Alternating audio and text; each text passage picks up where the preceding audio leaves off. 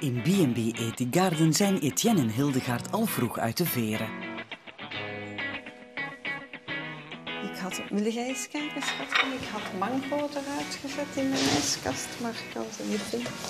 Hildegaard besteedt graag de nodige aandacht aan het ontbijt van haar gasten. Vers geperst fruitsap, dat geef ik niet, want je bent nooit zeker van de smaak van de geperste appelsine en daarmee vervang ik dat door een smoothie. De gasten die tot nu toe wat hebben, zijn altijd heel tevreden van de dingen die ze krijgen. Dat is nog een verrassing. Etienne is verantwoordelijk voor het dekken van de tafel.